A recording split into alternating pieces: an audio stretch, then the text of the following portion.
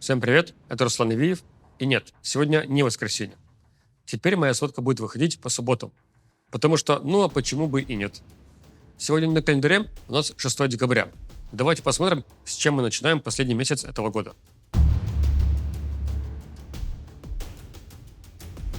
Очень редко я вспоминаю по фронтовой части город Волчанск в Харьковской области. Но сегодня тот самый день. А все потому, что Путину доложили, что город якобы полностью захвачен. Он разделен рекой Волча, и его правобережная, то есть северная часть, действительно давно под контролем российских войск. А вот его левобережная, то есть южная часть, все еще находится в серой зоне.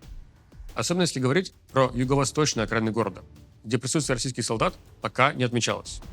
Несмотря на близость к российской границе, по Волчанску на этой неделе применялись украинские авиабомбы для уничтожения российских позиций. Близость российской границы опасна потенциальным наличием систем противовоздушной обороны на российской территории. На этой неделе американская делегация в очередной раз прилетала в Москву для переговоров. И вот поэтому особенно важно было показать, что Россия сохраняет инициативу на линии фронта. И чтобы заявление о захвате города звучало чуточку убедительней, послали, скажем так, флаговтытчиков. О том, что они были, мы знаем из видео с украинского беспилотника, на котором мы видим тела убитых российских солдат, рядом с которыми лежат российские флаги. Думаю, кто-то из российских командиров получил нагоняй за это. Нет, не за то, что потерял 4 солдат ради бесполезного видео, а за то, что видео не удалось снять. Если мы переместимся заметно восточнее в Харьковской области, то мы окажемся на Купинском направлении. Когда-то я говорил, что тут складывается потенциально опасное положение, потому что российские военные достигли микрорайона Юбилейный города Купинска, через который идет дорога до Шевченкова.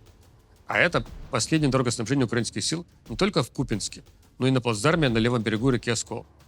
В последнее время украинским силам удается успешно контратаковать на этом участке фронта.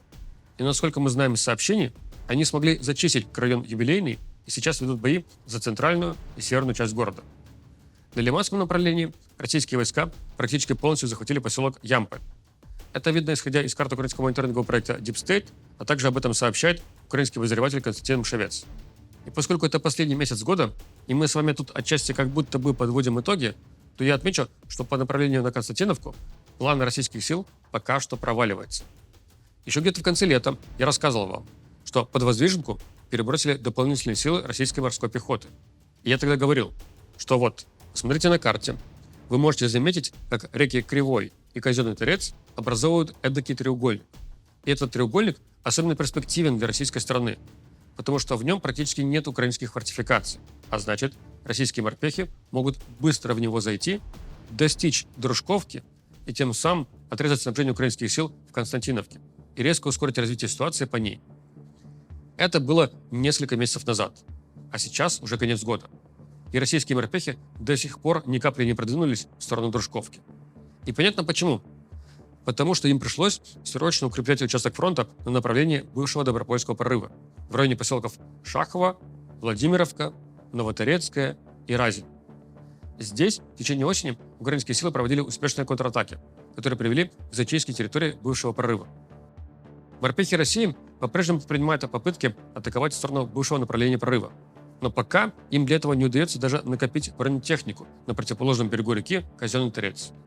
В последние недели мы обратили внимание на несколько видеозаписей из района поселков Панковка, Маяк, Новоторецкая и Разин, на которых видно, как силы морской пехоты пытаются форсировать реку на бронетехнике, в том числе танках и боевых машинах пехоты. Но их каждый раз быстро обнаруживают операторы украинских беспилотников и бьют по технике. Поэтому я всегда и говорил, что реки – это хороший элемент фортификации, хороший элемент обороны. Их надо использовать. Ситуация на соседнем участке фронта, а именно в Покровско-Мирноградском кармане, является сугубо политической. Поскольку все это происходит на фоне попыток переговоров о замораживании войны, обеим сторонам важно показать, что Покровск находится под их контролем. Поэтому ВСУ продолжают держать отдельные позиции на северных окраинах города. Хотя по большей части можно признать, что город уже потерян. Аналогично и по Мирнограду. Серая зона между Покровском и Красным Лиманом сомкнулась. Поэтому надежного коридора, который был бы под контролем украинских сил и вел бы из Мирнограда в украинские тылы, нету. И нет возможности нормально снабжать украинские силы в районе Мирнограда. Как отмечают сами украинские военные, снабжение осуществляется с помощью наземных или воздушных беспилотников. Потому что техника или автомобили уже долгое время не применяются. А любая пешая группа – это почти 100% попадания в российскую засаду. Тем не менее, приказа отходить не поступает, потому что отступать на фоне переговоров считается невыгодно.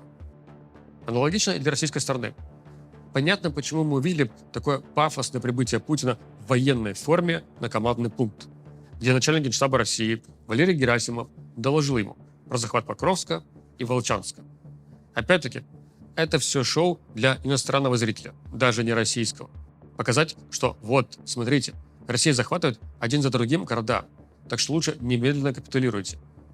Поэтому мы побежали срочно снимать видео флаговтыков. В Волчанске не удалось. Там всех флагоносцев убили.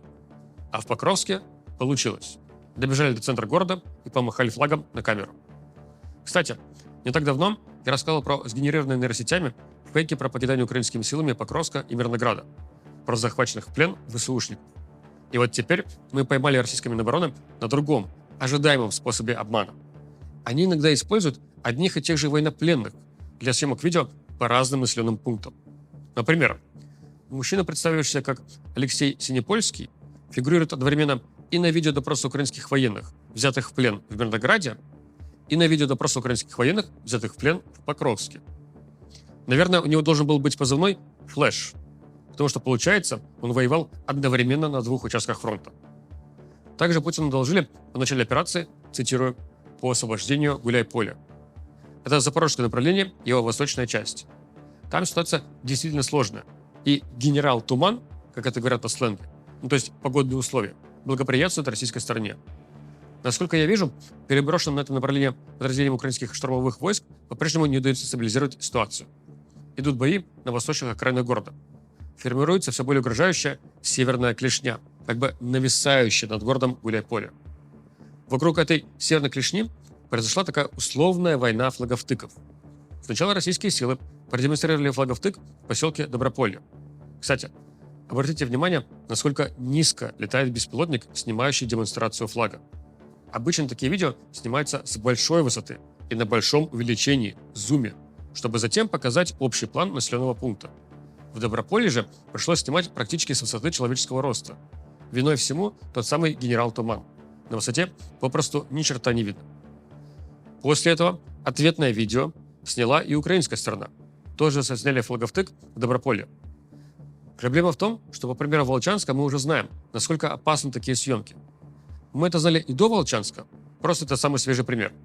И вот по Доброполю российские дроны тоже успели заметить украинских военных, снимавших флаговтык, и ударить по ним. Последствия нам неизвестны. Французский исследователь Клеман Мален регулярно составляет карты укреплений и фортификаций, которые находит, внимательно изучая свежие спутниковые снимки. Он отдельно отмечает, что в тыловых районах к северу от Покровска и к западу от Краматорска есть защитные сооружения. А вот за пределами административных границ Донецкой области их нет. Так что вопрос передачи Донбасса России – это не только вопрос украинской конституции и референдума.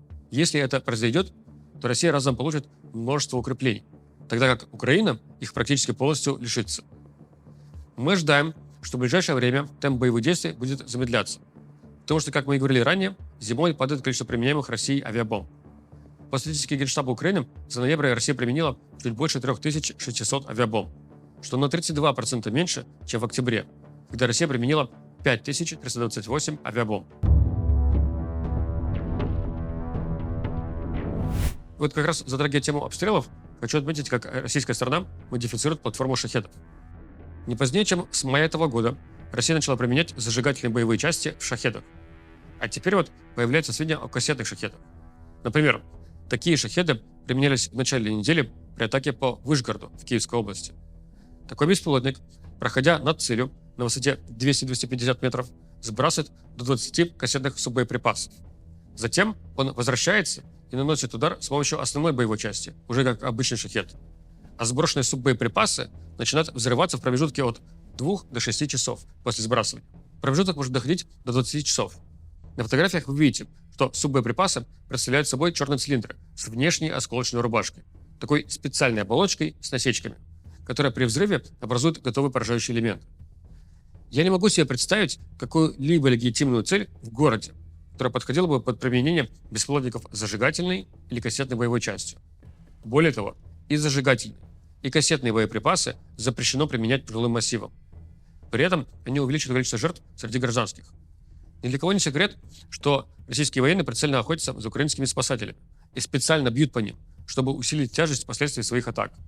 И я считаю, что вот эти сбрасываемые кассетные суббоеприпасы с отложенным взрывом, это тоже направлено против спасателей. Никакого военного смысла в таких боеприпасах нету.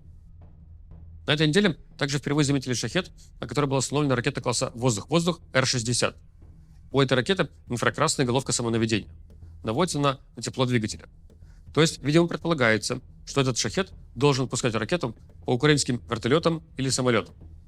Логично также предположить, что это дистанционно управляемый шахед, что тоже не является чем-то новым. Мы уже много раз видели дистанционно управляемые шахеды. На днях мы видели, как в Черниговской области оператор шахеда навел его на машину мобильной огневой группы сил противовоздушной обороны Украины. И вот мне это напоминает историю с украинскими бэками. Да, привыкайте к слову «бэк».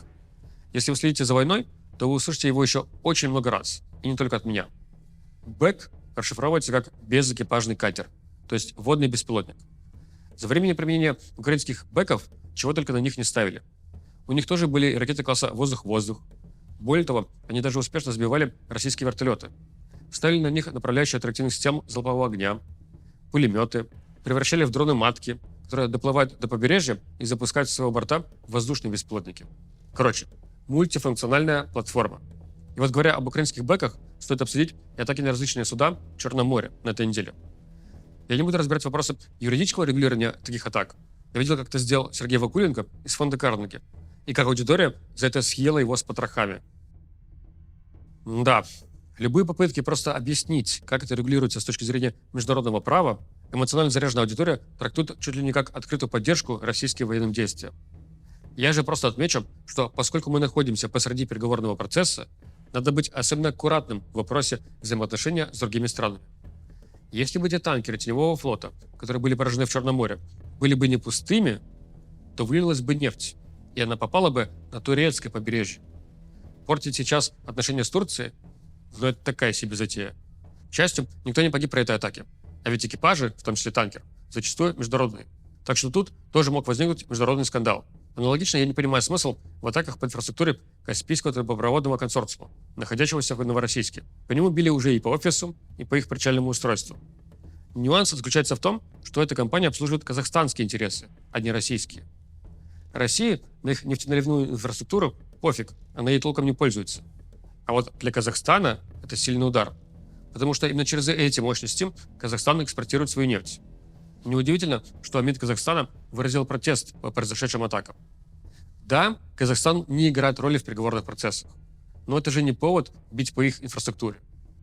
Также был удар по суднам, которое привозило подсолнечное масло. И хотя Украина отрицает свою причастность к этому удару, были продемонстрированы кадры с обломками украинского беспилотника «Лютый» на палубе судна. Румынская Минобороны сообщила, что они уничтожили дрейфующий в Черном море украинский бэк Sea Baby. Дрейфующий, то есть он был не на ходу. Он ни на какую цель не заходил и, видимо, сломался. Служба безопасности Украины отрицает, что не теряли какой-либо свой бэк, но они могли потерять его и не зная. Например, в ходе атаки на Новороссийск потеряли связь с одним из бэков и посчитали, что его уничтожила российская авиация. А на самом деле он сломался и начал дрейфовать в открытое море. Много слухов ходило и про танкер около Сенегала, на котором был взрыв. Но там нет никаких подтверждений, что это была именно атака. В сообщении компании судовладельца говорится, что просто на судне произошел взрыв. Экологической угрозы нету. Ситуация под контролем. Было ли там какое-то злонамеренное действие, была ли атака бэка, не говорится. Но и это Западная Африка. Сложновато представить, как туда мог добраться бэк. Короче, надо аккуратнее с этим. Сейчас и так положение по части международной дипломатии не ахти. И не время портить отношения с другими странами. Такие вот новости у нас были на этой неделе. Увидимся с вами в следующую субботу. Пока.